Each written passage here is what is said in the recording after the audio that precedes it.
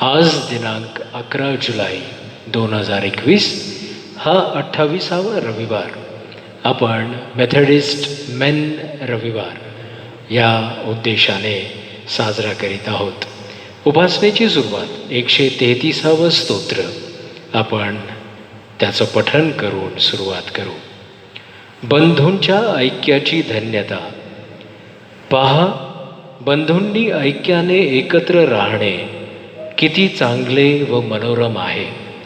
ते मस्तकावर ओतलेल्या अहरोणाच्या दाढीवर उतरलेल्या त्याच्या वस्त्राच्या काठांपर्यंत ओघळलेल्या बहुमोल तेलासारखे आहे. सियोन डोंगरावर उतरणाऱ्या हर्मोन पर्वताच्या दहिवरासारखे ते आहे, कारण तेथे परमेश्वराने आशीर्वाद म्हणजे अनंतकालिक जीवन देण्याचे ठरविले आहे. देवबाप वाचली गेलेली ही वचने आम्हासाठी आशीर्वादित करो. प्रार्थना करूया. सृष्टीच्या निर्माणकर्त्या आमच्या देवा, आजची ही उपासना, ही स्तवने, तुझी गीते आणि तुझ्या वचनातून केलं गेलेलं मनन आणि चिंतन, या सर्व गोष्टी तुझ्या गौरवासाठी होत असताना जे यूट्यूब चॅनलच्या माध्यमातून ऑनलाईन या उपासनेत उपस्थित झालेले आहेत, अशा सर्व लहान थोरांवर तू आपला विपुल आणि भरपूर आशीर्वाद पाठव. त्यांच्या जीवनामध्ये तुझी उपस्थिती अशीच असू दे. या उपासनेचा लाभ आणि यातून मिळणारे सर्व उत्तम आशीर्वाद तू आमच्या पदरी दे. येशू ख्रिस्त आमचा प्रभू याच्या नावाने मागतो, म्हणून तू ऐक. आमेन. मंडळी, कृपा करून आपल्या जागेवर उभी राहील. आपण उपासना संगीतातून गीत क्रमांक 117, उपासना संगीत गीत क्रमांक 117, कोण मित्र येशू वाणी सारे ओझे वहाया.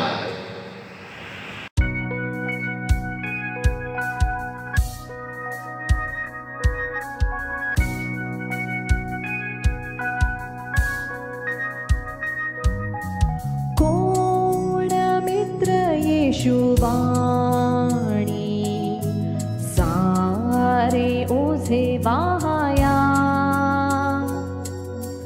सर्व दुःखे तो ऐकूनी साह्य करी सोसाया.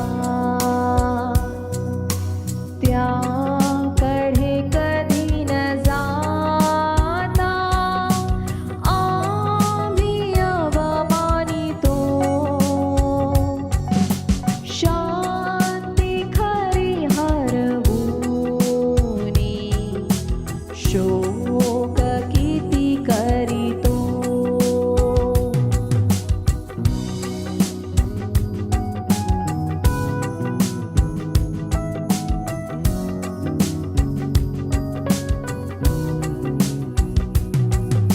मोह असले की चिंता काही दिसे त्रासाया, धैर्य नच सुटू देता जा प्रभूला सांगाया.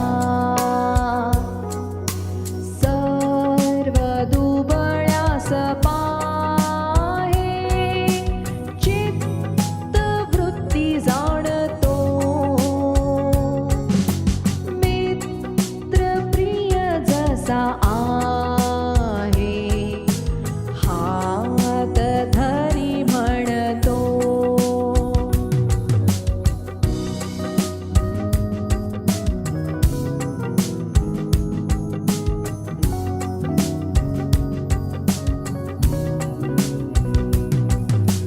कष्टी जरी श्रमलेले खांब जड वाया, त्यासही उपाय केले जा प्रभूला सांगाया. मित्र जरी तुच्छ मानी जा प्रभूला सांगाया. तोची सखा सर्व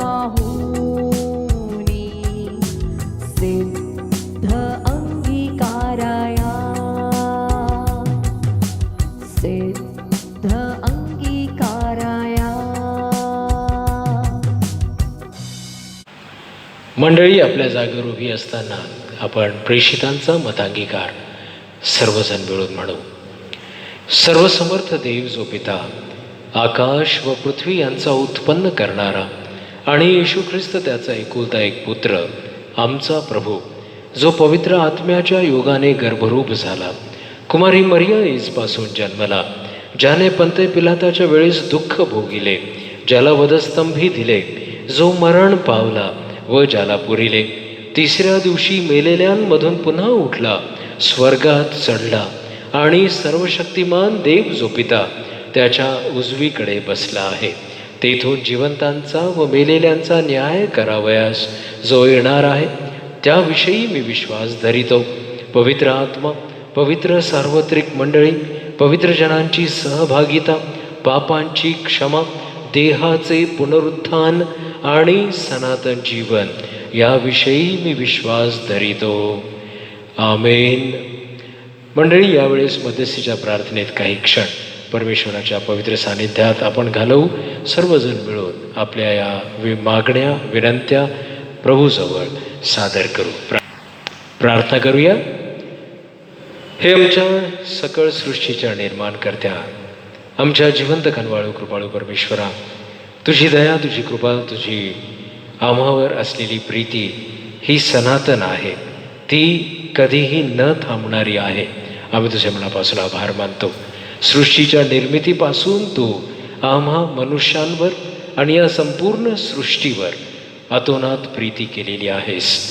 प्रभू, त्या प्रीतीस्त तू वधस्तंभावर प्राण देता देखील झालेला आहेस. आम्ही तुझे उपकार स्मरण करीतो. तुझ्या त्या प्राणाहुतीमुळे आज आम्ही जे काही आहोत परमेश्वरा, तुझ्या कृपेमुळे आज तारण प्राप्त झालेले लोक आहोत. आम्ही तुझे उपकार स्मरण करीत तुझ्या अंगणात प्रवेश करण्याकरिता या उपासनेच्या माध्यमातून तुझ्या पवित्र सानिध्यात येत आहोत. जरी आम्ही भौतिक दृष्टिकोनातून एकत्र येऊन तुझ्या उपासनास्थळी प्रभू ही भक्ती तुला समर्पित करू शकत नाही, तरी देखील आम्हाला प्राप्त झालेल्या या माध्यमातून, यूट्यूब चॅनल या माध्यमातून प्रभू आम्ही ही तुझी उपासना पूर्ण करीत आहोत. पूर्ण मनाने, पूर्ण जीवाने, पूर्ण आत्म्याने, पूर्ण शक्तीने, पूर्ण बुद्धीने आणि परमेश्वरा पूर्ण अंतकरणाने आम्ही तुझ्या पवित्र चरणाजवळ आलेलो आहोत. आमची ही उपासना तू मान्य करून घे. आम्ही तुझे उपकार स्मरण करीत असताना या मंडळीकरिता तुझे मनापासून आभार मानतो. तुझ्या विश्वासात या मंडळीला तू आजपर्यंत चालविलेला आहेस, तुझी कृपा पुरवलेली आहेस. तुझ्याकडून मिळणाऱ्या उत्तमातल्या उत्तम आत्मिक आशीर्वादाने तू आम्हाला परिपूर्ण केलेला आहेस. आम्ही हा कृतज्ञतेचा यज्ञ तुझ्या पुढं सादर करीतो. प्रभू, संपूर्ण मंडळी ही तुझी निवडलेली मंडळी आहे, तुझी प्रजा आहे आणि तुझ्या मार्गावर चालण्याकरिता प्रभू ती तत्पर आहे, हा आमचा पूर्ण विश्वास आहे. आम्ही या मंडळीकरिता, मंडळीतील सर्व वडीलजन, वृद्धापकाळात आलेले आमचे बंधू भगिनी, या सर्वांना तुझ्या हाती आम्ही सोपवितो. प्रभू, तू तुझ्या दयेच्या आणि कृपेच्या आसनावरून आपला उजवा हात पुढं कर आणि या प्रियजनांच्या शिरावर ठेव. त्यांच्या आयुष्यातील सर्व दिवस तू कल्याणाचे, आशीर्वादाचे निश्चितच केलेले आहेस. इथून पुढे देखील त्यांच्या सर्व उर्वरित आयुष्यात तुझी कृपा, तुझी दया, तुझी उपस्थिती तशाच रीतीने तू सदैव ठेव. आम्ही तुझे उपकार मानतो. त्यांच्या शारीरिक, मानसिक, आध्यात्मिक, भौतिक, आर्थिक गरजा तू तुझ्या दिव्य भंडारातून पुरवित आहेस. त्यांची तू काळजी घेतलेली आहेस. आम्ही तुझे उपकार स्तुती करीतो. परमेश्वरा, या भक्तीच्या समयी आम्ही आमच्या मंडळीतील मेथडिस्ट मेन या संस्थेच्या अंतर्गत कार्यरत असणारे सर्व बंधुवर्ग तुझ्या पवित्र चरणाजवळ त्यांना आम्ही उभे करीतो. प्रभू, तू त्यांच्याद्वारे तुझी सेवा पूर्ण करून घेत आहेस. आम्ही तुझ्या मनापासून आभार मानतो. त्यांच्याद्वारे तू गौरविला जा. तुझी स्तुती, तुझी स्तवने त्यांच्या मुखातून व्हावी आणि तुझं कार्य प्रभू तू त्यांना जे सोपविलेलं आहेस ते इमानीद्वारे पूर्ण करण्याकरिता त्यांचा तू सहाय्यक हो. आम्ही तुझे उपकार स्तुती करीतो. मेथडिस्ट मेन या संस्थेद्वारे प्रभू या मंडळीत अनेक आणि अनेक आशीर्वाद तू आमच्या समाजाला आणि आमच्या समाजाबाहेर असणाऱ्या इतर सर्व विश्वासणाऱ्या लोकांना तो पोहोचू दे. आम्ही तुझे उपकार स्तुती करतो. या संस्थेच्या द्वारे निश्चितच तुझं नाव उंचावलं जाईल, तुझी कीर्ती या जगामध्ये पसरेल अशी दयादृष्टी तू त्यांच्यावर कर. त्याचप्रमाणे महिला भगिनी ज्या WSCSच्या माध्यमातून कार्यरत आहेत त्यांची सेवा देखील तू फलद्रूप कर, आशीर्वादित कर. प्रत्येक भगिनीला तुझ्या सेवा कार्याकरिता तू निवडलेला आहेस प्रभू. तू त्यांच्याद्वारे तुझं महान कार्य सिद्धीस ने. आम्ही प्रार्थना आणि विनंती करीत आहोत मेथडिस्ट यूथ अडल्ट फेलोशिप करिता प्रभू. ही संस्था या वयोगटातील तुझ्या लेकरांकरिता प्रत्येक स्त्री आणि पुरुष जे या वयोगटात येतात प्रभू, तू त्यांच्याकरिता ही संस्था निर्माण केलीस. आशीर्वादाने परिपूर्ण कर. त्यांच्याही गुणकौशल्यांचा वापर तुझ्या गौरवी सेवेसाठी तू होऊ दे. आम्ही प्रार्थना आणि विनंती करीतो मेथडिस्ट यूथ फेलोशिप म्हणजे आमची तरुण संघाची ही जी संस्था आहे त्यांना देखील तू नावाने हाक मार, आशीर्वाद दे. या तरुण वयात आपापल्या उपजीविकेचं साधन शोधण्याकरिता, आपल्या पायावर उभं राहण्याकरिता, आपलं शिक्षण पूर्ण करण्याकरिता हे तरुण वर्ग प्रभुदेवा ज्या रीतीने प्रयत्नशील आहेत त्यांच्या प्रयत्नांना तू यश दे, तू आशीर्वादित कर आणि त्यांचं भवितव्य तू आपल्या हाती घेऊन उज्ज्वल कर. प्रभू आम्ही प्रार्थना करीतो त्यांनी या मंडळीच्या माध्यमातून MYF या संस्थेच्या अंतर्गत तुझी जी सेवा केलेली आहे ती तुला मान्य असू दे. त्यांच्या या सेवेला तू आशीर्वादाने परिपूर्ण कर आणि त्यांच्या जीवनाकरिता, त्यांच्या वैयक्तिक वाढीकरिता, आध्यात्मिक उन्नतीकरिता त्यांच्या या सेवेला तू स्वीकार कर. आम्ही संडे स्कूलच्या लेकरांकरिता तुझे उपकार स्मरण करीतो. परमेश्वरा, जरी आम्ही संडे स्कूलला भौतिक रीतीने उपस्थित राहू शकत नाही परंतु ऑनलाईन या सेवेच्या माध्यमातून ही लेकरं उत्तम रीतीने तुझ्या या वचनांचं परमेश्वरा मार्गदर्शन प्राप्त करीत आहेत. आम्ही तुझे उपकार स्मरण करीत असताना या लेकरांना संडे स्कूल सुपरिंटेंडेंट, सर्व टीचर्स आणि या संडे स्कूलकरिता प्रार्थना करणारे गुडघे आणि सर्व प्रिय आत्मे त्यांच्यासाठी तुझे उपकार स्मरण करीतो. प्रभू त्या सर्वांना तू नावाने हाक मार, आशीर्वादित कर. आजच्या या उपासनेला आम्ही तुझ्या पवित्र हाती समर्पित करीतो. जे आमचे आज लाभलेले वक्ते आहेत त्यांच्या जिभेला, त्यांच्या ओठांना तू स्पर्श कर. तुझं वचन आमच्यापर्यंत पोहोचवण्याकरिता तू त्यांना सहाय्य करता हो. आणि प्रभुदेवा, खऱ्या अर्थाने आम्ही तुझं वचन समजून घेऊ आणि तुझी स्तुती, तुझं गौरव, तुझी सेवा आत्मीयतेने करू शकू अशी दयादृष्टी तू आम्हावर कर. आम्ही तुझे उपकार स्मरण करीतो आमच्या सन्माननीय बिशप साहेबांकरिता, bishop doctor Anil Kumar John Sarvant, madam Sylvia John Sarvant यांच्याकरिता.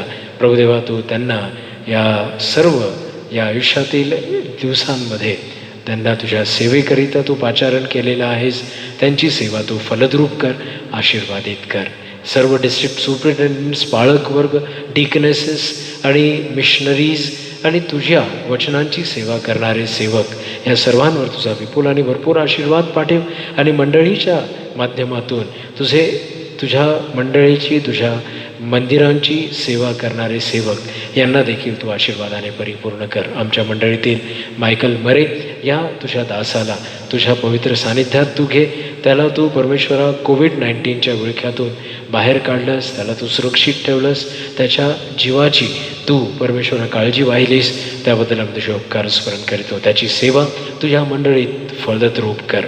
आम्ही विशेष प्रार्थना आणि विनंती करीत आहोत आमच्या मंडळीतील जे वृद्धाप काळात आहेत, mister and Mrs Dinesh Sawant, Margaret Sawant या उभयतांकरिता. प्रभू तुझी दया, तुझी कृपा, तुझा विपुल आशीर्वाद या उभयतांवर असू दे. त्यांच्या हाडांना सत्वासा तू हो आणि त्यांची तू काळजी घे. आम्ही रेव्हरंड JS थोरात पाळक साहेब आणि मिसेस दमयंती थोरात पाळकीनबाई या उभयतांकरिता तुझ्या पवित्र चरणाजवळ येतो.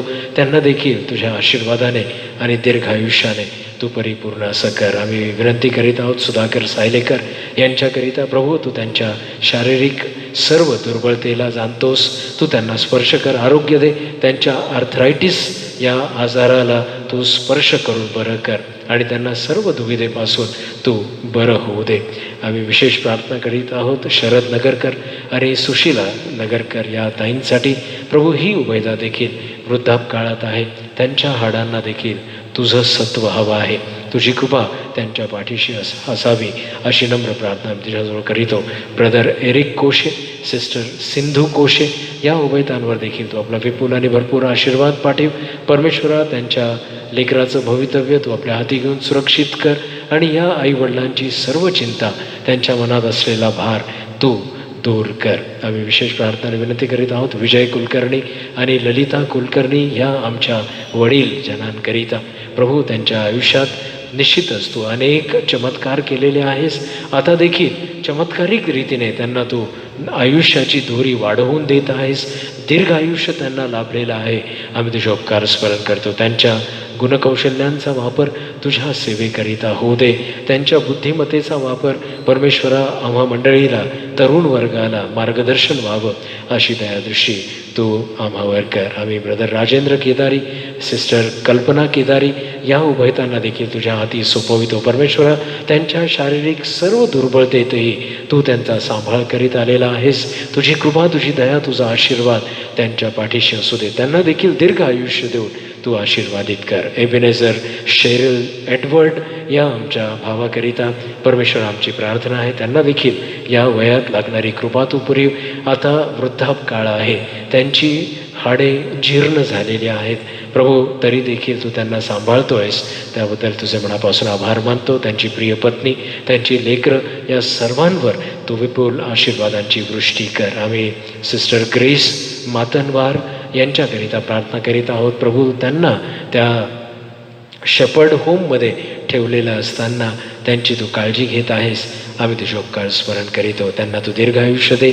त्यांच्याही जीवाची, त्यांच्याही शरीराची तू निगा राख. आम्ही प्रार्थना विनंती करीतो मिसेस LG नवलकर या ताईंकरिता. परमेश्वरा, त्यांना देखील तू दीर्घायुष्य देत आहेस. त्यांच्याही शरीरातील हाडे प्रभू तू सांभाळत आहेस, म्हणून आम्ही तुझे उपकार म्हणतो. त्यांना देखील तुझ्या कृपेच्या सावलीत तू सुरक्षित ठेव. त्यांनाही आशीर्वादित कर. पुष्पाराम घाटगे या ताईंकरिता आम्ही तुझे उपकार स्मरण करीतो. प्रभू, त्यांना देखील तू तुझ्याकडून मिळणाऱ्या कृपेचा, आशीर्वादांचा आणि दयेचा लाभ होऊ दे. आम्ही तुझ्या पवित्र चरणाजवळ येतो. वत्सला बारसे या बहिणीकरिता परमेश्वरा, त्यांचंही आयुष्य भरपूर तू त्यांना देऊ केलंस. त्यांच्याही जीवाची, त्यांच्याही शरीराची आणि आत्म्याची तू काळजी घे. त्यांनाही सांभाळ. तुझी दया त्यांच्यावर तू प्रगट कर. मी प्रार्थना विनंती करीतो राजेंद्र दौंदे आणि शोभा दौंदे या प्रिय कुटुंबाकरिता, या उभयतांकरिता. परमेश्वरा, या वयात लागणारी तुझी दया, तुझी कृपा, तुझा आशीर्वाद या उभयतांवर तू सदैव ठेव. त्यांच्या सर्व शारीरिक बळतेतही तू त्यांचा निभाव करीत आहेस, सांभाळ करीत आहेस, म्हणून तुझे मनापासून आभार मानतो. त्यांनाही तू दीर्घायुष्य दे. आपल्या लेकरांचं कल्याण त्यांच्या दृष्टीस तू पडू दे. विशेष प्रार्थना विनंती करीत आहोत लीना मोहन सायलेकर या ताईंकरिता. परमेश्वरा, तुझी दया, तुझी कृपा आहे. अद्भुत रीतीने तू त्यांना दुसरं जीवन दिलेलं आहेस. जीवनदान तू त्यांना प्रदान केलेलं आहेस. त्यांच्या देखील जीवाची तू काळजी घेतलीस. आम्ही तुझे उपकार स्मरण करीतो. आणि या आयुष्यात, या वयात लागणारा त्यांना तू जो काही सांभाळ तू करीत आहेस प्रभू, आम्ही तुझे उपकार स्मरण करीतो. आम्ही प्रार्थना करीतो मुकुंद पंड्या या भावाकरिता. प्रभू, त्यांच्याही जीवनात उपस्थित आहेस. त्यांच्या दोन्ही लेकरांचं जीवन, त्यांचं भवितव्य त्यांच्या डोळ्यापुढं असं उज्ज्वल आणि परमेश्वर आशीर्वादित होत असताना तू त्यांना पाहू दे आणि तुझी कृपा त्यांच्या पाठीशी असू दे. त्यांच्या दोन्ही लेकरांचं कल्याण तुझ्या हाताने तू कर. विशेष प्रार्थना विनंती करीत आहोत शीला विजय आढाव या ताईंकरिता. परमेश्वरा, निश्चितच तू त्या मातेला, त्या बहिणीला तुझ्याकडून मिळणाऱ्या तू चालवलेला आहेस. कॅन्सरसारख्या अशा भयानक आजारातून तू त्यांना बाहेर काढलंस. आता त्या रिकवर होत आहेत. आम्ही तुझे उपकार स्मरण करीतो. त्यांच्यावर देखील तुझी विपुल कृपा, दया आणि आशीर्वाद असू दे. आम्ही प्रार्थना करीत आहोत ब्रदर कमलाकर तिमथी यांच्याकरिता. परमेश्वरा, त्यांच्या वाद्य वाजवण्याच्या गुणकौशल्याने निश्चितच तुझी सेवा तू करून घेतलेली आहेस. त्यांना तू दीर्घायुष्य दिलंस. त्यांच्या हाडांना सत्व तू झालास. प्रभुदेवा, त्यांना देखील तू आशीर्वादित कर. तुझ्याकडून मिळणारी कृपा त्यांच्या पाठीशी असू दे. त्यांच्या लेकरांचं जीवन तू आशीर्वादित कर आणि त्यांच्या लेकरांचं तू भवितव्य तुझ्या हाती घेऊन पुढं ने आणि वृद्धिंगत कर. आम्ही विशेष प्रार्थना विनंती करीत आहोत सरला तिमोथी या बहिणीकरिता. परमेश्वरा, त्यांना तू अद्भुत रीतीने सांभाळलंस.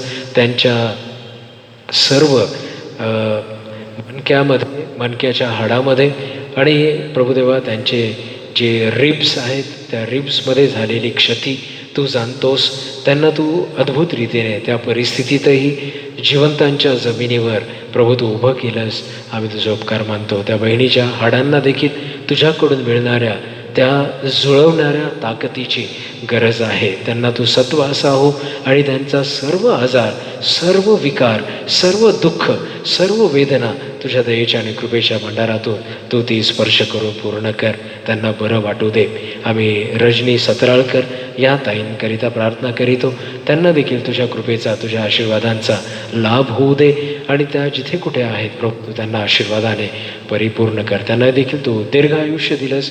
आम्ही तुझे उपकार स्मरण करीतो. आम्ही मोहन चव्हाण आणि सिस्टर डायना चव्हाण या उभयतांना देखील तुझ्या चरणाजवळ आणतो. प्रभू तेथून तू आपला उजवा हात पुढं करून या उभयतांच्या शिरावर ठेव. त्यांच्या पुढं त्यांच्या लेकरांचं कल्याण तू त्यांना दृष्टीस पडू दे. दीर्घ आयुष्य दिलंस. आम्ही तुझे उपकार मानतो. त्यांच्या आरोग्याची देखील तू तशीच काळजी घे. आम्ही शशिकांत त्रिभुवन दादांकरिता प्रार्थना करीतो. परमेश्वरा, डायलिसिस या प्रक्रियेतून जात असताना त्यांना तू सांभाळलेला आहेस. त्यांच्या सर्व शारीरिक गतिविधींवर तुझं नियंत्रण आहे. आम्ही तुझे उपकार स्मरण करीतो. त्यांच्या भविष्यातील सर्व चिंता, त्यांची जी काही गरज आहे ती देखील आम्ही तुझ्या हाती सोपवितो. प्रभू तू सहाय्य कर आणि त्यांना सर्व प्रकारचं उत्तम आरोग्य देऊन दीर्घायुष्य तू त्यांच्या जीवनात जोड. तुझी उपकारस्तुती करीत असताना आम्ही मीना कुरुडे आणि शशिकांत कुरुडे या उभयतांना देखील तुझ्या हाती सोपवितो. प्रभू तुझा महान आशीर्वाद या उभयतांवर आहे. म्हणून परमेश्वरा, त्यांच्या लेकरांचं सुख प्रभू तू त्यांच्या दृष्टीस पडू दे आणि त्यांच्या जीवनामध्ये दीर्घ आयुष्य ही जीवनाची दोरी तू अधिक आणि अधिक बळकट कर, आशीर्वादित कर. या सर्व उभयतांना आम्ही तुझ्या दयेच्या आणि कृपेच्या आसनासमोर आणलेला आहे. प्रभू तू दया करणारा देव आहेस. आमची प्रार्थना तू ऐकलीस म्हणून आम्ही तुझे उपकार स्मरण करतो. या सर्वांना तू आरोग्य पुरवलेलं आहेस त्याबद्दल तुझे उपकार स्तुती करीतो. इथून पुढची वेळ आम्ही तुझ्या हाती सोपवितो. प्रभू या भक्तीत, या उपासनेत जे काही होत आहे ते तुझ्या गौरवासाठी होऊ दे. लोकांनी प्रार्थनेद्वारे तुझ्याजवळ आपल्या मागण्या आणि विनंत्या सादर केलेल्या आहेत त्या तू मान्य कर आणि तुझ्या इच्छेनुसार तुझ्या वेळेत प्रभू तू त्या पूर्णत्वास आण. आम्ही तुझी उपकारस्तुती करीत असताना इथून पुढची वेळ आम्ही तुझ्या हाती सोपवून देत. ज्या ज्या ठिकाणी तुझ्या नावाने लोक एकत्रित झालेले आहेत, मंडळांमध्ये उपासना होत आहे, ऑनलाईन माध्यमातून ती तुझी उपासना करीत आहेत, अशा सर्वांवर तू आपला विपुल आणि भरपूर आशीर्वाद पाठव. तिथे तुझी उपस्थिती सदैव असू दे. आपल्या घरामध्ये बसून या उपासनेचा आशीर्वाद प्राप्त करणाऱ्या तुझ्या या सर्व मंडळीला, तुझ्या लोकांना जिथपर्यंत ही तुझी उपासना पोहोचते तिथपर्यंतच्या सर्व तुझ्या निवडलेल्या दास आणि दासींना उपकारस्तुतीचा यज्ञ सादर करण्याकरिता तू ही संधी दिलीस म्हणून आम्ही तुझे उपकार मानतो. या सर्व विनंत्या आम्ही आमचा धन्य तारणारा प्रभू येशू ख्रिस्त, ज्याने जेव्हा जेव्हा आम्ही प्रार्थनेत एकत्रित आलो अशा रीतीने प्रार्थना करावयास शिकविले. हे आमच्या स्वर्गातील बाबा, तुझे नाव पवित्र मानले जाव, तुझे राज्य येऊ, जसे स्वर्गात तसेच पृथ्वीवरही तुझ्या इच्छेप्रमाणे हो. आमची रोजची भाकर आज आम्हास दे आणि जसे आम्ही आपल्या ऋण्यास ऋण सोडिले आहे तसेच तू आमची ऋणे आम्हास सोड आणि आम्हास परीक्षेत आणू नकोस तर आम्हास वाईटापासून सोडे. कारण की राज्य, सामर्थ्य आणि गौरव ही सर्व काळ तुझीच आहेत. आमेन.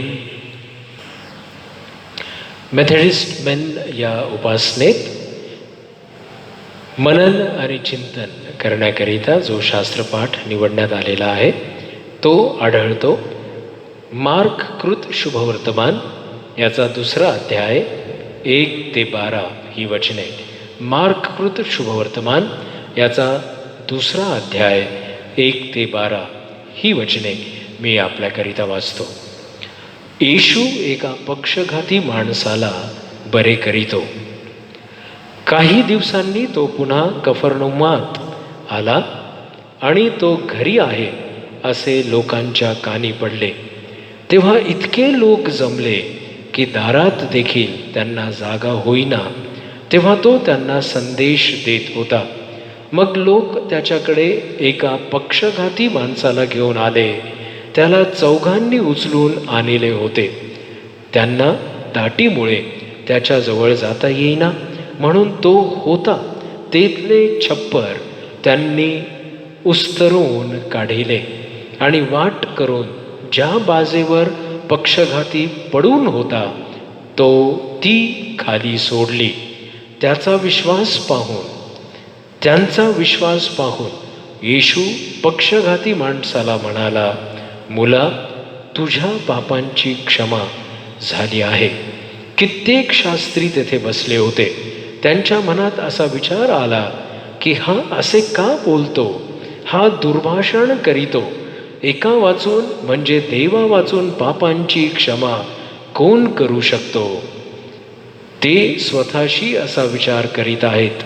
हे येशूने अंतर्ज्ञानाने लागलेच ओळखून त्यास म्हटले, तुम्ही आपल्या मनात असले विचार का आणिता? तुझ्या पापांची क्षमा झाली आहे असे पक्षघाती माणसाला म्हणणे सोपे, किंवा उठ आपली बाज उचलून चाल असे म्हणणे सोपे. परंतु मनुष्याच्या पुत्राला पृथ्वीवर पापांची क्षमा करावयाचा अधिकार आहे हे तुम्हास समजावे म्हणून. तो पक्षघाती माणसाला म्हणाला, मी तुला सांगतो, उठ आपली बाज उचलून घे व आपल्या घरी जा. मग तो उठला व लागलाच आपली बाज उचलून सर्वांच्या देखत निघाला. यावरून सर्वजण थक्क झाले व देवाचे गौरव करीत म्हणाले, आम्ही असे कधीच पाहिले नव्हते. देवबाप वाचली गेलेली ही सर्व वचने आम्हाकरिता आशीर्वादित करो. आमेन.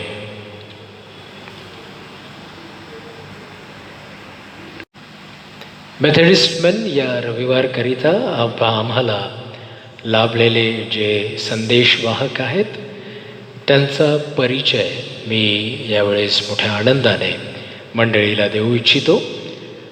आजचे वक्ते आहेत ब्रदर विनय डॅनियल ओहोळ, जे मेथडिस्ट मराठी चर्च डोंबिवली येथील निष्ठावंत सभासद आहेत.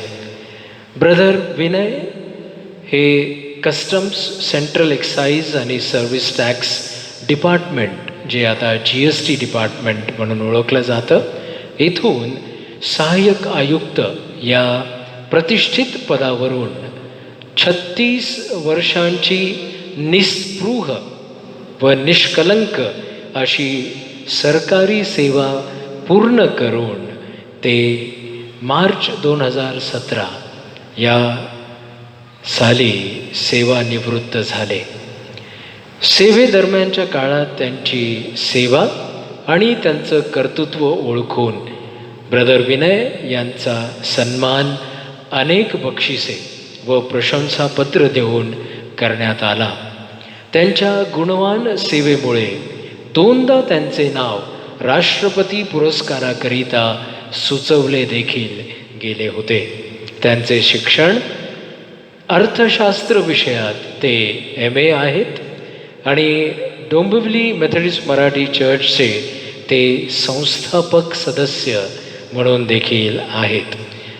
1976 सालापासूनच ते परमेश्वराच्या वचनांची सेवा म्हणजे कळकळीने प्रवचन करणे, उपदेश करून देवाला गौरव देणे या गोष्टींमध्ये त्यांची रुची अधिक आणि अधिकच आहे. त्याचप्रमाणे customs, central excise and service tax department यांच्या विशेष प्रशिक्षण संस्थेत त्यांना वक्ता म्हणून आमंत्रित केले जाते आणि अर्थव्यवस्थेच्या म्हणा किंवा इतर सामाजिक गोष्टींच्या चर्चासत्रात आणि परिसंवाद कार्यक्रमात त्यांना बोलवलं जातं, आमंत्रित केलं जातं आणि ते आपल्या सर्व अनुभवांचा आणि त्यांच्या ज्ञानाचा उपयोग देवाच्या गौरवासाठी अशा रीतीने करतात.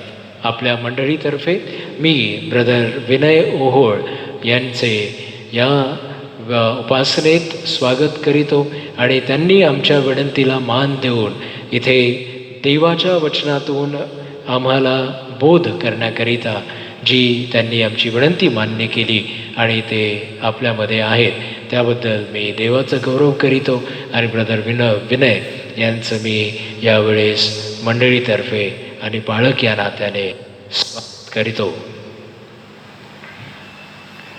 परमेश्वराच्या वचनात जाण्यापूर्वी आपण उपासना संगीतातून गीत क्रमांक 538 हात पाय हलवा प्रभूचे कार्य पुढे चालवा हे गीत गाऊन आपल्या मनाची तयारी देवाचं वचन ऐकण्याकरिता करू.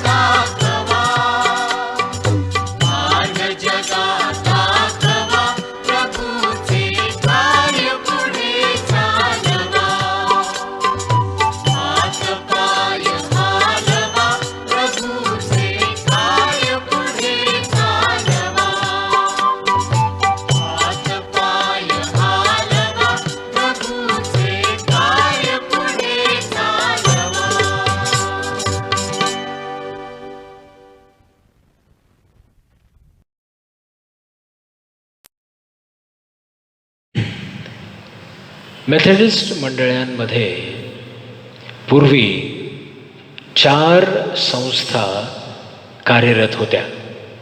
आता अजून एक संस्था उदयास आलेली आहे. किंबहुना ती पुष्कळ वर्षांपासून खंडित होती, तिला पुनरुज्जीवित करण्यात आलेला आहे. तर अशा 5 संस्था आपल्या मंडळांमधून त्या कार्यरत असतात. Sunday school, Methodist main, WSCS, MYAF जे आता पुनरुज्जीवित झालेलं आहे, आणि त्याचप्रमाणे MYF म्हणजे तरुण संघ. अशा 5 संस्थांपैकी मेथडिस्ट मेन देखील आपल्या मंडळीचा एक अविभाज्य अंग आहे. आणि या मेथडिस्ट मेनची जी ध्येय आणि उद्दिष्टे आहेत ते मी तुम्हाला थोडक्यात सांगू इच्छितो. मेथडिस्ट मेन या संस्थेचं जे कार्य आहे ते कार्य पूर्ण करण्याकरिता MYF ह्या वयोगटातून जेव्हा पुरुष वर्ग बाहेर पडतात, म्हणजे 25व्या वर्षांपासून पुढचे सर्वजण मेथडिस्ट मेन या संस्थेचे ते सदस्य होऊ शकतात. आणि म्हणून मेथडिस्ट मेन 25 वर्षांपुढील सर्व या वयोगटातील पुरुषांकरिता स्थापित संस्था आहे. आणि या संस्थेत कमीत कमी 10 लोक जरी एकत्रित आले तरी या संस्थेचं आपण त्यामध्ये सेवेकरिता त्यांचं पाचारण करू शकतो. म्हणून 10 मेथडिस्ट मेन देखील एका मंडळीत ही संस्था पुढे चालवण्यास सहाय्यक ठरू शकतात. मेथडिस्ट मेनची उद्दिष्टे पाहण्याचा जर आपण प्रयत्न केला तर येशू ख्रिस्ताचा वैयक्तिक अनुभव स्थानिक मंडळीच्या प्रत्येक सभासदांना मिळावा किंवा त्यांना प्राप्त व्हावा म्हणून या संस्थेची स्थापना झाली आहे. मेथडिस्ट मेन सभासदांच्या गुणकौशल्यांचे त्यांच्या आवडीनिवडीनुसार आणि इतर अर्थपूर्ण कार्यक्रम आयोजित करून अधिक ही गुणकौशल्ये विस्तारित ते. आणि म्हणून आम्हाला या मेथडिस्ट मेन संस्थेचा अधिक आणि अधिक उपयोग होतो, कारण लोकांमधील गुणकौशल्यांना ते पुढं आणू शकतात. दशांश देण्याची वृत्ती उत्तेजित करणे व आपला वेळ व कौशल्य यांचे उत्तम कारभारी होण्याचे आवाहन करणे हे एक महत्त्वाचे उद्दिष्ट या संघटनेचे आहे. समर्पित ख्रिस्ती कुटुंबांची संस्थापना व सर्वांगीण विकास होण्याकरिता सुनियोजित कार्यक्रम आयोजित करणे व तो पार पाडणे ही या संस्थेची कर्तव्य आहेत. मंडळीतील लोकांचे नैतिक व आध्यात्मिक जीवन वाढीस लागून त्यांची पातळी उंचावण्यासाठी या संस्थेचा उपयोग होतो. सर्व परोपकारी कार्यभागांची वृद्धी करणे म्हणजे होम मिशन आणि इतर बेनेवॉलन्स, तसेच सुवार्ता प्रसाराच्या कार्यक्रमात म्हणजे इव्हँजलिझम आणि लोकांपर्यंत पोहोचून आपण सुवार्ता प्रसार कसा करू शकू याबद्दलच्या कार्यक्रमात संपूर्ण स्थानिक मंडळीला सहभागी करण्याचं कर्तव्य मेथडिस्ट मेनला होतं. आणि म्हणून मला अतिशय या संस्थेबद्दल ही आपुलकी आहे की आपल्या मंडळीच्या सर्वांगीण विकासाकरिता मेथडिस्ट मेन हे उपयोगी अशी संस्था ठरू शकते. ख्रिस्ती कुटुंबांची आणि ती पण समर्पित ख्रिस्ती कुटुंबांची स्थापना व्हावी याकरिता या संस्थेद्वारे अनेक कार्यक्रम राबविले जाऊ शकतात.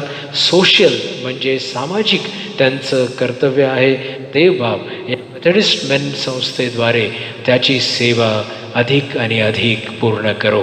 आता मी विनंती करेन ब्रदर विनय डॅनियल ओहोळ जे मेथडिस्ट मराठी चर्च डोंबिवली याचे ते संस्थापक सदस्य आहेत, आपल्याला परमेश्वराच्या वचनातून बोध ते करणार आहेत. ब्रदर विनय ओहोळ.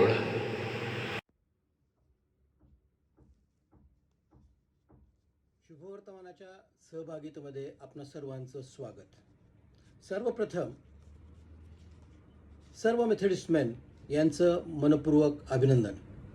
त्याचप्रमाणे मंडळीतील सर्व लहान थोरांचं आजच्या विशेष उपासनेमध्ये स्वागत. मेथडिस्ट मेन या संस्थेची संकल्पना, त्याची व्याप्ती याबद्दल आपल्या मंडळीच्या पाळकसाहेबांनी आपल्याला सविस्तर माहिती दिलीच आहे. त्यामुळं त्यावर मी जास्त आणखीन खुलासा करत नाही. तर आज जो निवडलेला शास्त्रभाग आहे मार्क कृत शुभवर्तमान याचा 2रा अध्याय आणि वचन 1 ते 12 या वचनातून आम्हाला आज मेथडिस्ट मेनसाठी आणि विशेष करून आमच्या मंडळीसाठी काय मार्गदर्शन प्राप्त होतं याचा विचार करूया. त्या अगोदर आपण 2 क्षण प्रार्थनेमध्ये जाऊया.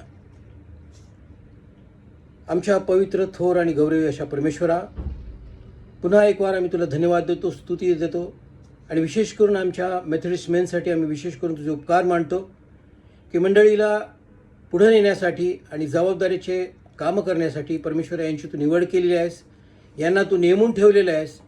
आणि म्हणून परमेश्वरा आज या वचनाद्वारे परमेश्वरा आम्ही बोध घेत असताना आमच्या मनाचा तू प्रकाशमय असा विचार घडू दे.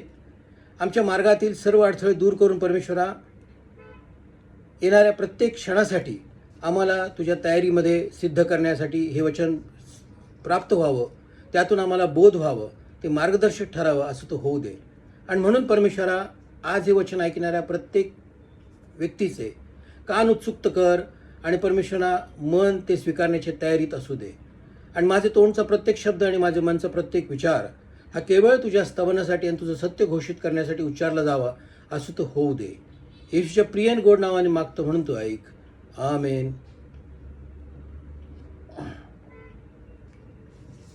आज जो शास्त्रभाग आपण वाचला त्यामधील जी घटना आहे ही आपण पूर्वीसुद्धा ऐकली असेल, कारण त्याच्यातील जे एक महत्त्वाचं वचन आहे, उठ आणि आपली बाज घेऊन चालू लाग, या वचनावर अनेक इमॅन्जिलिझम क्रुसेड्समध्ये या वचनाचा उपयोग करून तरुणांना प्रेरित केलं जातं. परंतु आज आपण या विषयाकडे थोडंसं वेगळ्या स्वरूपामध्ये पाहूया. कफरनहूम ह्या ठिकाणी येशू पुन्हा आलेला आहे. कदाचित तो या ठिकाणी वारंवार येत असावा आणि वारंवार लोकांना शिकवत असावा असं वाटतं. आणि तो एका घरामध्ये बसलेला आहे आणि तेथे वचनं सांगत आहे आणि लोकांना शिकवत आहे. हे पाहून लोकांनी तेथे गर्दी केली. बरं, ती गर्दी किती असावी? तर घरामध्ये संपूर्ण जागा पूर्ण भरलेली आहे, दारामध्ये सुद्धा लोक भरलेले आहेत आणि बाहेरसुद्धा लोक जमा झालेले आहेत. थोडक्यात काय, तर वचन आणि प्रभूचा शब्द ऐकण्यासाठी लोकांच्या मध्ये उत्कंठा आहे हे निश्चितच आहे. आणि त्यासाठी लोकांनी त्या ठिकाणी गर्दी केली आहे हे तिथं सिद्ध होतं. अशी गर्दी आज आमच्या मंदिरामध्ये होते काय, की मंदिर ओसंडून वाहत आहे, दारामध्ये सुद्धा लोक उभे आहेत आणि दाराच्या अंगणाबाहेर अंगण जे आहे या अंगणामध्ये सुद्धा लोकांची गर्दी आहे आणि आम्हाला बाहेरच्या लोकांना सुद्धा ऐकू जावं यासाठी काहीतरी विशेष योजना करावं लागते. अशी गर्दी आमच्या मंदिरांमध्ये होते काय, हा पहिला विचार आम्ही आज घेतला पाहिजे. असो, या ठिकाणी ज्या व्यक्तीबद्दल म्हटलेलं आहे की त्याला पक्षघात झाला होता आणि तो स्वतः अतिशय हतबल होता, तो स्वतः काहीही करू शकत नव्हता, त्याच्या शक्तीने तो कुठेच पुढे जाऊ शकत नव्हता, त्याच्यासाठी उपचार करून घेण्यासाठी तो कुठल्याही डॉक्टरकडे जाऊ शकत नव्हता. थोडक्यात काय, तर जशी आमची परिस्थिती होती, जसं रोमकरास पत्र याचा 5वा अध्याय आणि 6व्या वचनामध्ये सांगितलेलं आहे की जसे आम्ही शक्तिहीन होतो, ज्यावेळेस आम्ही पापात अवघडलेले असतो, अडकलेले असतो, त्यावेळेस आम्ही शक्तिहीन असतो आणि आम्ही आमच्या बाहूंनी, आमच्या हातांनी काहीही करू शकत नाही. आणि कित्येक लोक तसा प्रयत्न करतात. उदाहरणार्थ आदाम आणि हवेने तो प्रयत्न केला. त्यांनी काय केलं आहे की अंजिरांची पानं आणली आणि त्याचं वेष्टन करून स्वतःच्या अंगाभोवती ते स्वतःची नग्नता लपवण्यासाठी त्यांनी उपयोग केला. परंतु त्याचा काही उपयोग झाला का? नाही.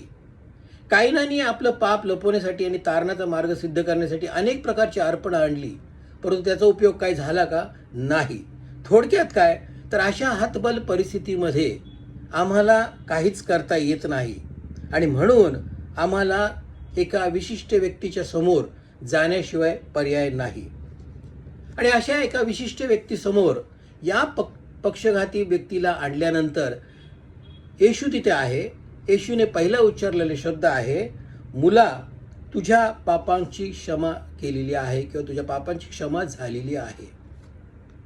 वास्तविक पाहता येथे एखादा व्यक्ती प्रश्न करेल की आजारपण म्हणजे पापाचं प्रतीक काय? पाप हा मूळतः आजार आहे आणि त्या आजाराचं शेवट जो आहे ते खासच मरण असं म्हटलेलं आहे. आणि ते खासच मरण म्हणजे आमच्या प्रभूपासून आमचं वेगळं होणं. परंतु आमच्या प्रभूची उत्कट इच्छा काय आहे की प्रत्येकाने प्रभूजवळ यावं, त्यामध्ये एक व्हावं अशी आमच्या प्रभूची इच्छा आहे. आणि म्हणून हे खासच मरण आमच्या जीवनामधून टळावं असं आमच्या प्रत्येकाच्या ठिकाणी आशा असते आणि असायला हवी. परंतु ती जर आशा असेल आणि तशी जर आमची अपेक्षा असेल तर आम्हाला आमच्या पापांची क्षमा करून घेणं हे गरजेचं आहे. आणि म्हणून आम्हाला आमचा प्रभू तिथे म्हणतो की तुझ्या पापाची क्षमा झालेली आहे. कित्येक लोकांच्या या प्रश्नावर माझं उत्तर असं असेल की आजारपण हे केवळ पापाचंच मूळ नाही, तर पुष्कळदा आजारपण हे प्रभूला गौरवण्यासाठी सुद्धा तुमच्या आणि माझ्या जीवनामध्ये आलेलं असतं. जर तुम्ही रुग्णांना बरे केल्याचे अनेक उदाहरणं शास्त्रामधील जी आहेत ही जर वाचली तर फार क्वचित ठिकाणी प्रभूने तुझे पापाची क्षमा झाली आहे अशा प्रकारचे शब्द वापरलेले आहेत. कित्येक ठिकाणी तुला तुझ्या विश्वासाने बरे केलं आहे असं सुद्धा म्हटलेलं आहे. म्हणजे थोडक्यात काय की आजाराचं स्वरूप वेगवेगळं आहे. पण आज आम्ही ह्या ठिकाणी जिथं पाहतोय तिथे तुझ्या पापांची क्षमा झालेली आहे हे करणं प्रभूला गरजेचं का वाटलं की त्याच्या पापांची क्षमा झाल्याशिवाय त्याच्या जीवनामध्ये बाकीचा आराम पडणार नव्हता. The first stage to come to Christ is the forgiveness of sins. ही आडभिंत तुमच्या आणि माझ्या जीवनातली प्रभूच्या समोरची निघून गेल्याशिवाय आम्हाला प्रभूच्या समोर उभं राहता येत नाही. आणि म्हणून प्रभूने काय केलंय की शरीराचा इलाज करण्या अगोदर त्याच्या शरीराला जडलेलं जे मूळ व्याधी होती ती त्याच्या शरीरातनं काढली आणि ती म्हणजे त्याच्या पापाची क्षमा केलेली आहे. बरं, त्याला त्याच्यानंतर प्रभूने म्हटलेलं आहे की उठ आणि आपली बाज घेऊन चालू लाग. हे जे बरं करण्याची प्रक्रिया आहे ही टप्प्याटप्प्याने केली आहे का प्रभूने? नाही. ती अतिशय जलद आहे, ही अतिशय त्वरित आहे आणि ही अतिशय स्पष्ट आहे. टप्प्याटप्प्यानं तो माणूस बरा झाला नाही. त्याला उठ आणि आपली बाज घेऊन चालू लाग असं सांगितल्याबरोबर त्याने आपली खाट उचललेली आहे, ती बाज उचललेली आहे आणि प्रभूला तो घोषवित आनंदाने स्तवन करीत तिथून बाहेर गेलेला आहे असं आपण त्या शास्त्रभागाच्या शेवटी आपण वाचतो. मग कित्येकांना प्रश्न पडेल की माझ्या जीवनामध्ये त्या खासच मरण आणि चिरंतन जीवन याच्याकडे झालेली वाटचाल आहे ही मला कशी समजेल? ती तुम्हाला अचानक समजणार नाही, परंतु त्याची जाणीव जी आहे ही हळूहळू होते. तुमच्या जीवनात जेव्हा आम्ही तुमच्या आणि माझ्या जीवनात जेव्हा आम्ही ख्रिस्ताचा स्वीकार करतो त्यावेळेस त्यानंतरची जी प्रक्रिया सुरू होते ती हळूवारपणे आमच्या जीवनाला साथ घालू लागते. आणि पहिला योहान याचं तिसरा अध्याय आणि 14व्या वचनात जसं म्हटलेलं आहे की आम्हाला कळून चुकतं की आम्ही मृत्यूपासून जीवनाकडे वळलेलो आहोत. अशी ही जी जाणीव आहे ही आमच्या मनाला उकळ्या फुटायला लावते. ही जेव्हा जाणीव होते की माझं मर्त जीवन जे आहे, जे खासच मरण आहे, हे माझ्या जीवनातनं टळलेलं आहे, ही जाणीव झाल्यानंतर आमच्या मनाला आनंद प्राप्त होतो. बरं, ह्या व्यक्तीचं जे आजारपण आहे हे काही टक्के बरं केलं गेलं का? किंवा त्याचा एकच पाय बरा झाला किंवा त्याचे 2 पाय बरे झाले किंवा त्याचं अर्ध अंग बरं झालं असं केलं का प्रभूने? नाही. तर त्याला संपूर्णपणे नवीन केला गेला.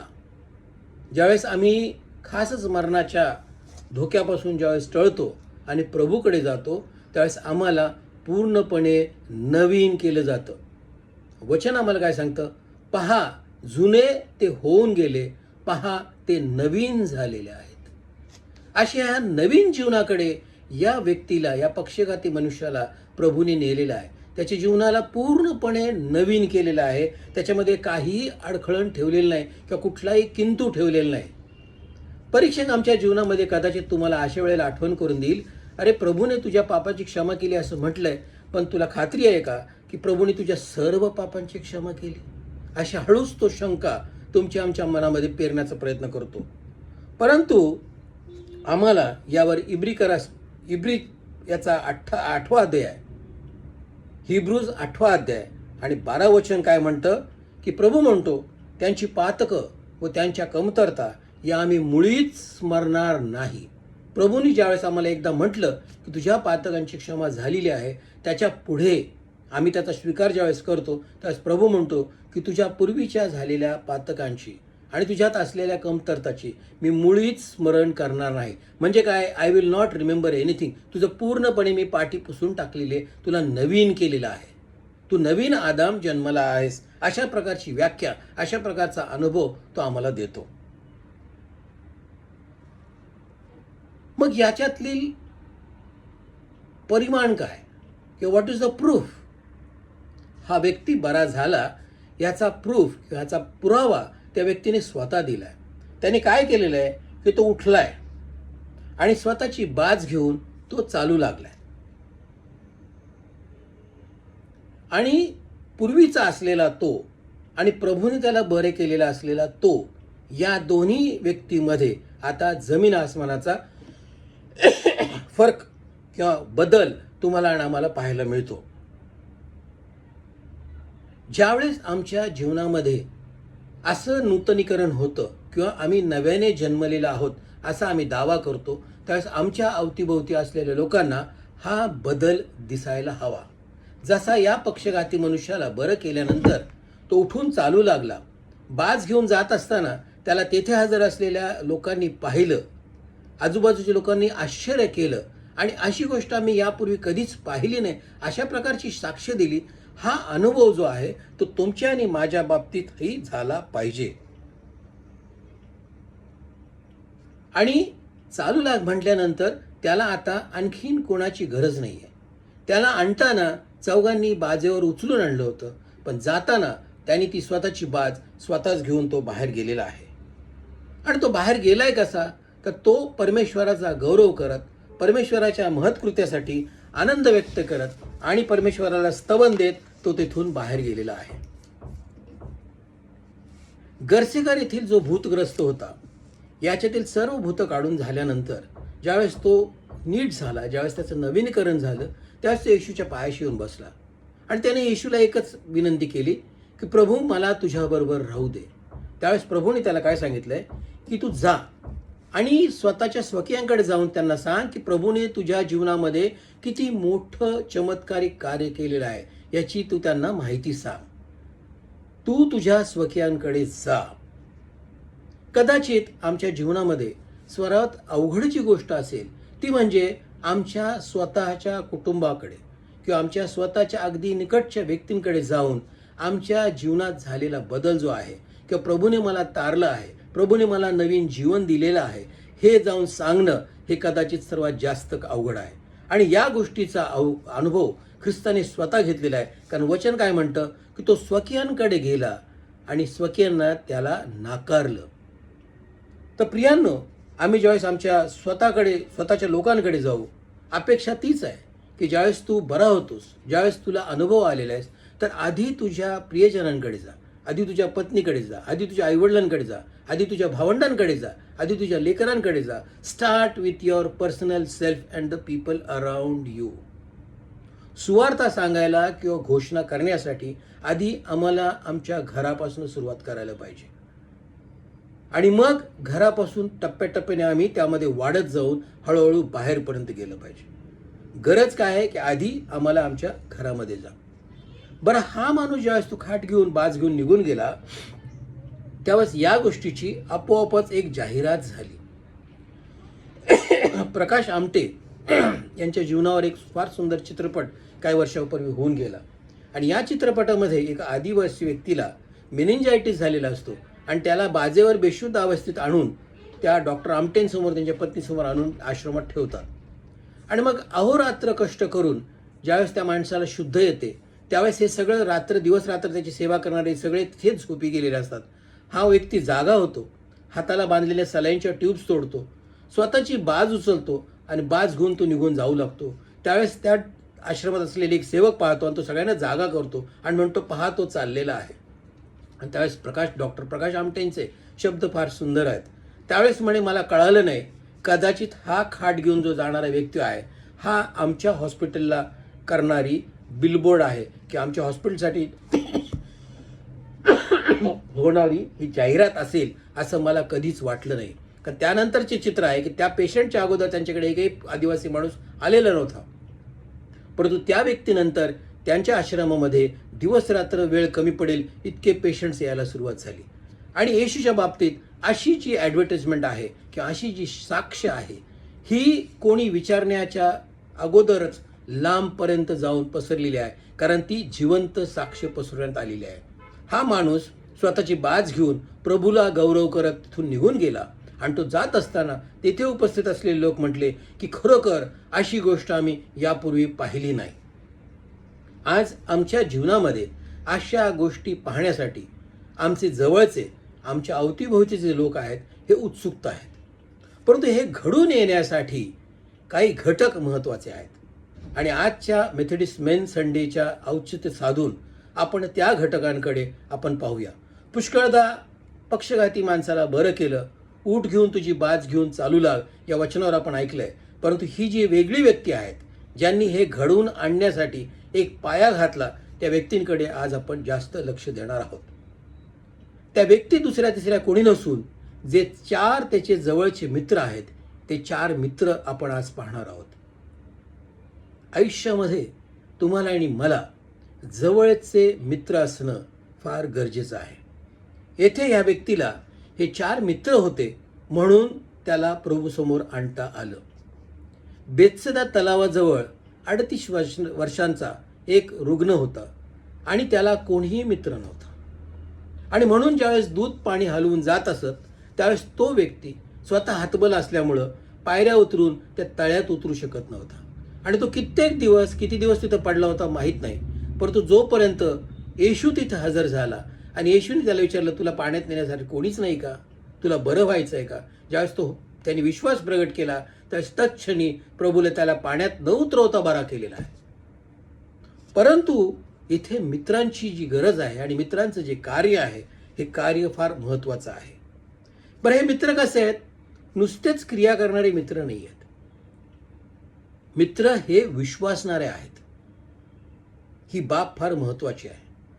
विश्वासणारे मित्र ज्यावेळेस असतात त्यावेळेस ते त्यांच्या विश्वासामुळं इतरांना विश्वासामध्ये खंबीर करतात किंवा त्यांना ते सबळ करतात. अशा प्रकारची काहीशी क्रिया या ठिकाणी ह्या मित्रांनी केलेली आहे. यांना विश्वास होता की आत जो बसलेला प्रभू जो शिकवत आहे याच्याकडे ते सामर्थ्य आहे आणि हाच या माणसाला बरं करू शकतो. कदाचित या व्यक्तीची जी आजाराची स्थिती असेल ती इतर वैद्यांनी हात टेकले असतील, हात वर केले असतील की आता आमच्यानी होत नाही, याला आमच्याने औषध देऊन हा आता बरा होऊ शकत नाही, अशा स्वरूपाची परिस्थिती तिथे निर्माण झाली असणार आहे. आणि म्हणून मग या मित्रांनी आता बघितलंय की हा वैद्यांचा वैद्य आहे, याच्याकडे गेल्याशिवाय पर्याय नाही. आणि म्हणून त्या विश्वासाने प्रभूकडे त्यांच्या मित्राला घेऊन येतात. आणि हा विश्वास आहे, हा विश्वास ते सोबत घेऊन त्या प्रभूला घेऊन प्रभूच्या पायाजवळ घेऊन आणून ठेवतात. बरं, ह्या आणण्यामध्ये त्यांचा मार्ग अगदी सरळ होता काय? मुळीच नाही. त्या घरामध्ये इतकी गर्दी होती, दारामध्ये गर्दी होती, अंगणामध्ये गर्दी होती की बाजेवर झोपलेल्या त्या व्यक्तीला, त्या रुग्णाला, त्या पक्षीघात माणसाला ते प्रभूसमोर आणू शकत नव्हते. पण यामुळे ते निराश झाले काय? मुळीच नाही. त्यांनी काय मार्ग काढलाय? त्यांनी घराची वरची छपरं काढलेली आहेत. ती बाज तितक्या उंच उचललेली आहे. कदाचित शेजारच्या घरावर चढले असतील, भिंतीवर चढलेले असतील, अनेक पर्याय वापरून त्यांनी त्या छतावर प्रवेश केलेला आहे आणि तेथून त्यांनी ती बाज प्रभूच्या समोर उतरवलेली आहे. They have cut across all obstacles in their path to reach their ultimate goal. आणि त्यांचा गोल काय होता की प्रभू समोर त्यांच्या मित्राला जीवन मिळण्यासाठी, नवीन होण्यासाठी नेऊन विश्वासाने सादर करणं. आमच्या जीवनामध्ये सुद्धा ज्यावेळेस आम्ही आमच्या प्रियजनांना प्रभूच्या शुभवर्तमानाकडे वळवण्याचे प्रयत्न करतो त्यावेळेस अनेक अडखळणं निर्माण होतात. कदाचित सुरुवातीला ते आम्हाला ऐकत नाहीत. They are reluctant to hear to us or reluctant to listen to what we have got to say to them. कदाचित आम्ही त्यांना एखाद्या विशिष्ट मीटिंगसाठी किंवा प्रार्थनागृहामध्ये आमंत्रण करीत असू तर त्या आमंत्रणाला ते तितक्याशा उत्साहाने प्रतिसाद देत नाहीत. परंतु अशा अडखळणाऱ्यांना आम्ही निराश व्हायचंय का? मुळीच नाही. आम्हाला ज्या प्रकारे ह्या 4 मित्रांनी अतिशय विश्वासाने त्याला प्रभूपर्यंत नेलं, या विश्वासानेच आम्हाला त्या लोकांचा विश्वास संपादन करायचा आहे. आमच्या विश्वासाची खात्री पटवून त्यांना आमच्या विश्वासात सबळ करून त्यांना प्रभूच्या विश्वासामध्ये न्यायचं आहे. जेणेकरून जसं आमचं जीवन परिपूर्ण झालंय, जसं नवीन झालंय, तसं त्यांचंही जीवन व्हावं. कारण प्रभूची अपेक्षा काय आहे? प्रभूचा शब्द जो आहे तो जगाच्या टोकाट कानाकोपऱ्यापर्यंत पोचावा, जेणेकरून कोणाचाही नाश होऊ नये. प्रत्येकाला प्रभूचा शब्द हा कळालाच पाहिजे आणि प्रत्येकाच्या जीवनामध्ये तारणाची सिद्धता व्हायलाच व्हावे. Nobody should lose an opportunity of being saved. आणि मग प्रभूने तो व्यक्ती त्याच्यासमोर उतरून दिल्यानंतर प्रभूने काय पाहिलं? त्या व्यक्तीकडे पाहण्या अगोदर प्रभूला दिसला त्या 4 लोकांचा विश्वास. तुम्ही म्हणाल की तुमचा विश्वास दिसतो कसा? आम्हाला वचन प्राप्त आहे पुष्कळदा आम्ही ज्या प्रकारची कृती करतो, ज्या प्रकारचं आमचं वर्तन असतं, ज्या प्रकारचा आमच्या समाजात वावर असतो, या वावरामधून, या आमच्या वर्तनामधून आमचा विश्वास प्राप्त होतो किंवा विश्वास लोकांना दिसतो. आणि हा विश्वास दिसल्यानंतर पुष्कळदा लोक म्हणतात की they worship a very living God. हे जिवंत परमेश्वराची भक्ती करतात अशी ग्वाही इतर देतात. आणि ही ग्वाही द्यावी यासाठी आमचं वर्तन जे आहे हे प्रकाशमान हवं. आमचं वर्तन जे आहे हे सत्यात जगलेलं असावं. आमचं जे जीवन आहे हे इतरांना अडखळण ठरणारं नसावं. प्रभूकडे येणाऱ्या मार्गामध्ये ते अडखळण ठरणारं नसावं, याची आम्ही काळजी घेतली पाहिजे. आणि मग येशूने काय पाहिले की आधी त्या मित्रांचा विश्वास पाहिलेला आहे आणि मग त्याने त्या व्यक्तीला बरं केलेलं आहे.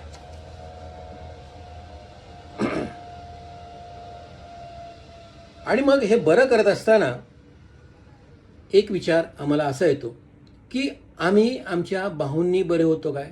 आदाम हवे जे आहेत ह्यांनी वेष्टनं केली होती पाल्यांचे, पण त्यांनी त्यांना दंडता झाकली का? नाही.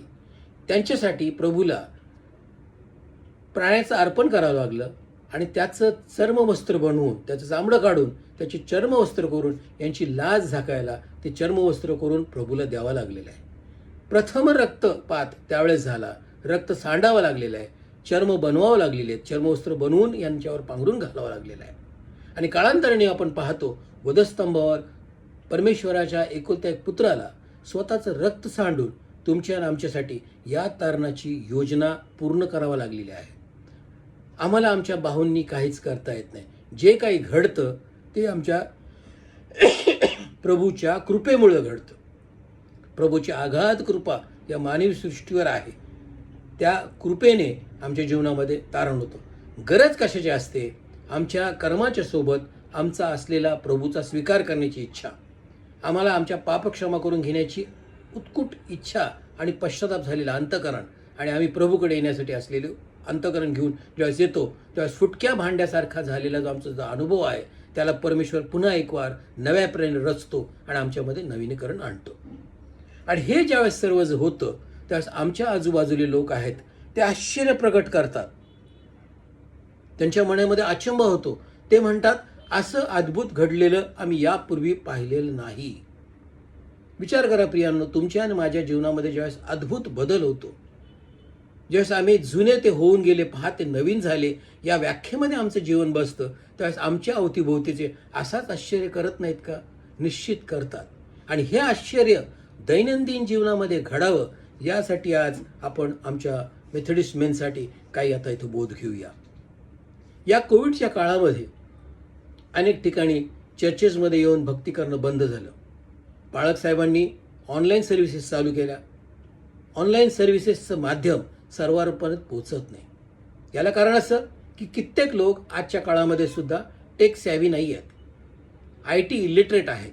आणि अशा लोकांना झूम मीटिंग कशी जॉईन करावी, क्लाउड मीटिंग कशी जॉईन करावी, यूट्यूब कसं ॲक्सेस करावं, फेसबुकवर अकाउंट उघडून कसं वापरावं याचं ज्ञान नसतं.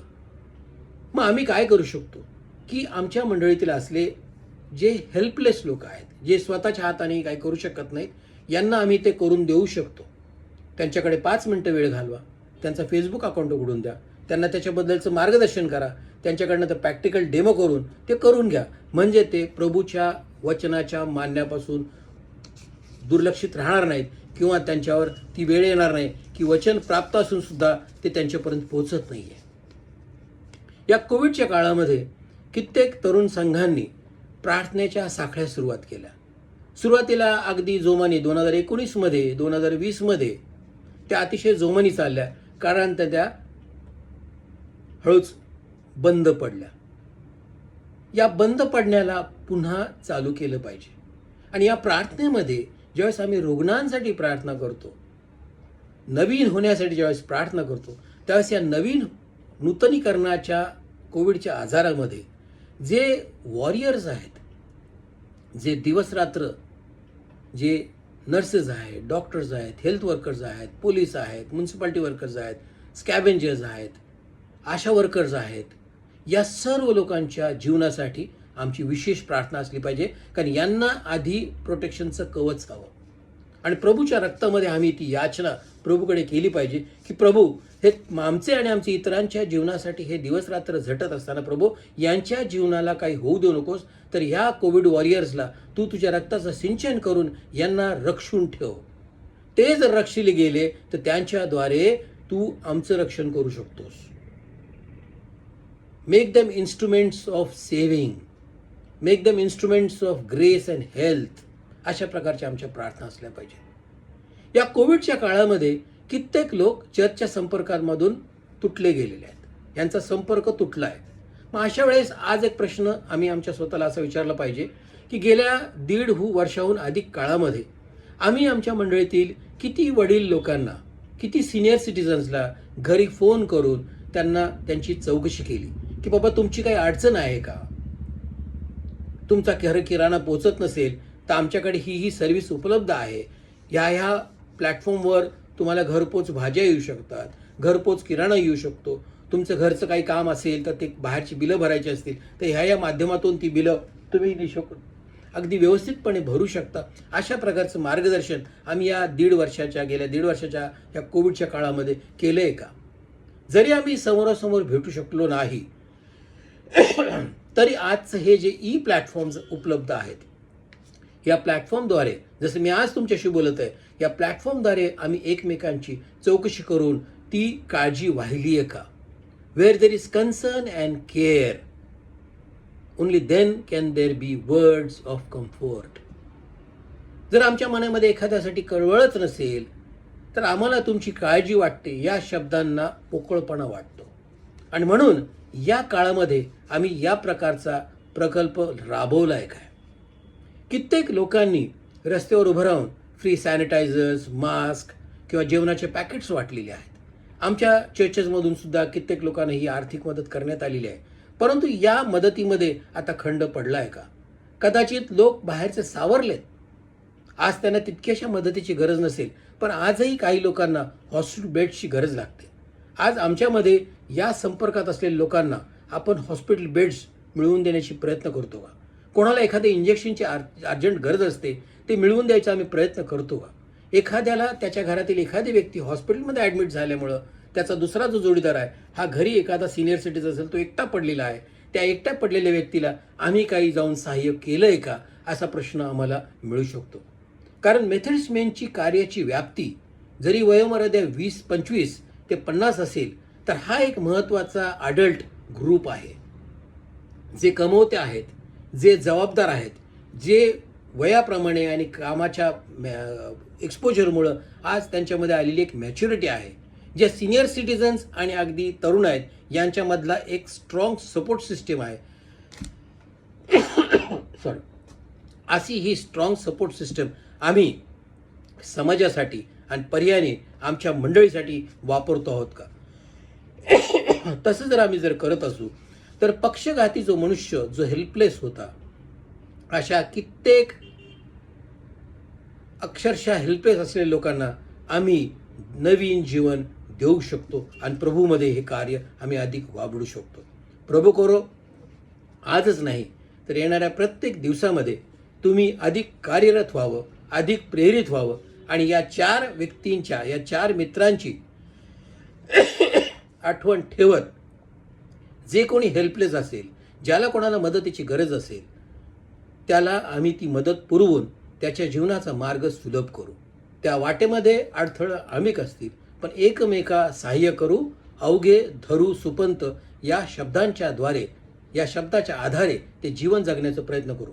प्रभू करो तुम्हाला आणि मला येणाऱ्या दिवसामध्ये, प्रत्येक दिवसामध्ये हे वचन मार्गदर्शक ठरो आणि मेथडिस्ट बेनला विशेष करून यामधून प्रेरणा प्राप्त हो. धन्यवाद. आमेन.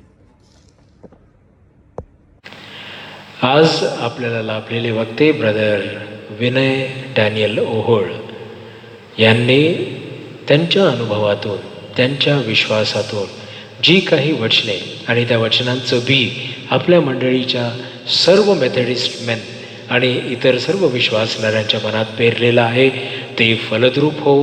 मंडळीच्या वतीने आणि पाळक या नात्याने मी ब्रदर विनय ओहोळ यांचे मनापासून आभार मानतो आणि त्यांनी दिलेल्या सुंदरशा वचनांबद्दल त्यांना देवबाप विपुल आणि भरपूर आशीर्वादित करो. ते कोविड-19 या आजारातून बरे झालेले आहेत आणि म्हणून अधूनमधून त्यांना तो त्रास उद्भवताना आपण पाहिलेला आहे. तरीही या अशक्तपणातही त्यांनी मंडळीच्या या विनंतीला मान्य करून जो सुंदरसा संदेश, जो बोध आम्हाला देवाच्या वचनातून केलेला आहे, परमेश्वर त्यांना आरोग्य देव, आशीर्वाद देव आणि दीर्घायुष्य देऊन आशीर्वादित करो. प्रार्थना करूया. ज्या प्रियजनांनी आपले वाढदिवस, लग्न, वर्धापन दिन या दिवसांमध्ये किंवा आज ते साजरा करीत असतील, त्यांच्याकरिता प्रार्थना करणार आहोत. सर्वसमर्थ परमेश्वरा, आम्ही तुझी उपकार स्तुती करावी तितकी थोडकी आहे, कारण तू चांगला आहेस. तू आमच्या चालीरीतीकडे, आमच्या वागणुकीकडे, आमच्या रहनसहनाकडे पाहत नाहीस, तर परमेश्वरा तू आमच्या उपलब्धीकडे पाहतोस, तू आमच्यामध्ये असलेल्या विश्वासाकडे पाहतोस. त्याबद्दल आम्ही तुझे उपकार स्मरण करीतो. या दिवसांमध्ये विशेष करून आम्ही त्या सर्व प्रियजनांना तुझ्या पवित्र चरणाजवळ आणलेलं आहे, ज्यांनी मागील आठवड्यात किंवा आज ते आपला वाढदिवस साजरा करीत असतील. प्रभू तू त्यांच्यावर दया, कृपा, आशीर्वाद आणि तुझ्याकडून मिळणारी सर्व उत्तम पदार्थांची तू योजना त्यांच्या जीवनात कर. प्रभू जशा रीतीने आतापर्यंत सांभाळलंस, इथून पुढे देखील त्यांच्या आयुष्याची सर्व दिवस प्रभू तू आशीर्वादित कर. त्यांना लागणारी कृपा, दया, आशीर्वाद, दीर्घायुष्य तू तुझ्या दयेच्या आणि कृपेच्या भांडारातून पुरे. परमेश्वरा, जशा रीतीने मागील वर्षभर या कोविड-19च्या विळख्यात सापडलेल्या जगातही तू त्यांचा विशेष सांभाळ करून हे नवीन वर्ष त्यांच्या जीवनात, त्यांच्या आयुष्यात जोडलेलं आहेस. प्रभू तू त्यांना अधिक आणि अधिक फलद्रूप कर. त्यांच्या जीवनाचा उपयोग तुझ्या सेवेकरिता होऊ दे. परमेश्वरा, येणाऱ्या नवीन वर्षात पदार्पण केलेलं असताना आम्ही तुला त्यांच्या सर्व गरजा वेदित करीतो. प्रभू तू त्यांच्या शारीरिक, मानसिक, आध्यात्मिक, भौतिक, आर्थिक, सामाजिक सर्व अशा गरजा तू तुझ्या दयेच्या आणि कृपेच्या भांडारातून पूर्ण कर. त्याचप्रमाणे आम्ही जे विवाहित जोडपी आहेत, ज्यांनी आपल्या वैवाहिक जीवनाची अजून एक वर्ष या मागील आठवड्यात किंवा आज ते पूर्ण करीत आहेत, त्यांचा लग्न, वर्धापन दिन प्रभू तू आशीर्वादित केला, त्याबद्दल तुझे उपकार स्मरण करीतो. ही उभयता एकमेकांबरोबर एकनिष्ठ राहील, पूर्ण पावित्र्यात एकमेकांना सन्मान देत आणि प्रभू एकमेकांवरचा विश्वास अटळ ते आपल्या अंतःकरणात ठेवून इथून पुढं जेव्हा जीवनाची त्यांची ही प्रवासाची तयारी करीत आहेत, प्रभू त्या सर्व उभयतांवर तू आपला विपुल आणि भरपूर आशीर्वाद पाठव. त्यांना लागणारी शारीरिक, मानसिक, आध्यात्मिक, भौतिक, आर्थिक, सामाजिक अशी सर्व गरज तू तुझ्या दयेने आणि कृपेने पूर्ण कर. या सर्व प्रियजनांना जे आपल्या गुडघ्यांवर येऊन कृतज्ञता व्यक्त करीत असतील, त्या सर्व प्रियजनांना आम्ही तुझ्या दयेच्या आणि कृपेच्या आसनासमोर आणलेला आहे. प्रभू तेथून तू आपला उजवा हात पुढं कर आणि त्यांच्या शिरावर ठेव, आशीर्वादित कर. त्यांचं जीवन तू सुखी, आनंदी आणि निरोगी ठेव. येशू ख्रिस्त आम्हा सर्वांचा प्रभू त्याच्याच प्रिय, पवित्र आणि गोड नावाने मागतो, म्हणून तू ऐक. आमेन. मंडळी, यावेळेस आपल्या जागेवर उभी राहील आणि आपण उपासना संगीतातून गीत क्रमांक 255, गीत क्रमांक 255, दाराशी पहा कोण तो, हे गीत गात असताना आपल्या मनात ठरविल्याप्रमाणे जे काही समर्पण आपण प्रभूसाठी वेगळं केलेलं आहे ते त्याच्या चरणाजवळ आपण सोपवून देऊ. उपासना संगीत गीत क्रमांक 255.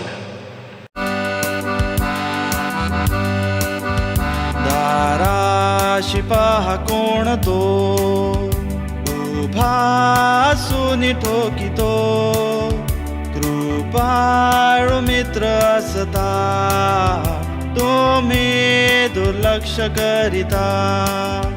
ख्रिस्त प्रभूला हृदय घ्या, ते शुद्ध ठेवाया, का करिता दुर्दारा बाहेर त्या प्रियास हृदय घ्या.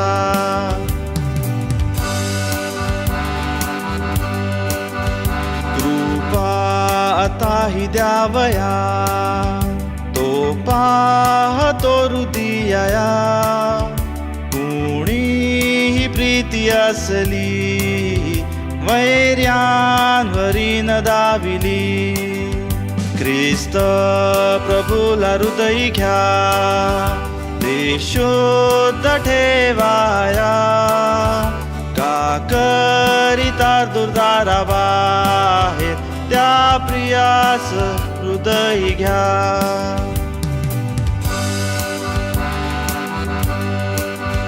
खरा सुमित्र आहे काय, करील सर्वदा सहाय. प्रभू त्या खांबी खिळला, तै पाप्या मित्र ठरला. ख्रिस्त प्रभूला हृदय घ्या, ते शुद्ध ठेवाया, का करिता दुर्दारा बाहेर त्या प्रियास हृदय घ्या.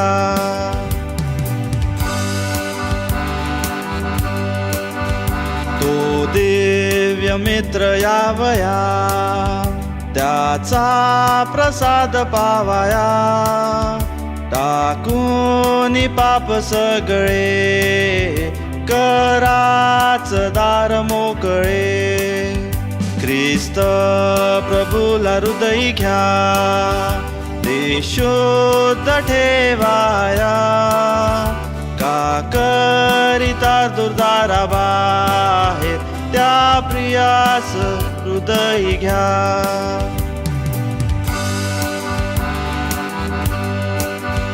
न त्यास आत घेतले, देऊन खेद लाविले, न जाणतो तुम्हा सोडील, कृपेची वेळ ही टळे. ख्रिस्त प्रभूला हृदय घ्या, ते शुद्ध ठेवाया, का करिता दुर्दारा बाहेर त्या प्रियास हृदय घ्या.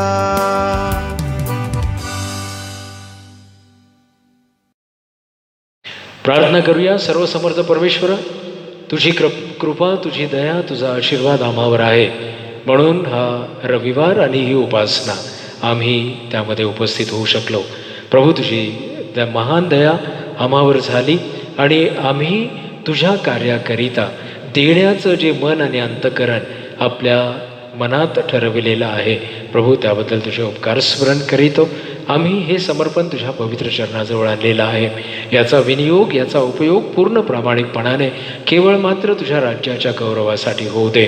आणि प्रभू, जितक्यांनीही मनापासून, अंतःकरणापासून तुझ्याकडे हर्षाने आणि आनंदाने देऊ केलेला आहे, त्या सर्वांना तू 100 पट आणि त्याहून अधिक आणि अधिक आशीर्वादित कर.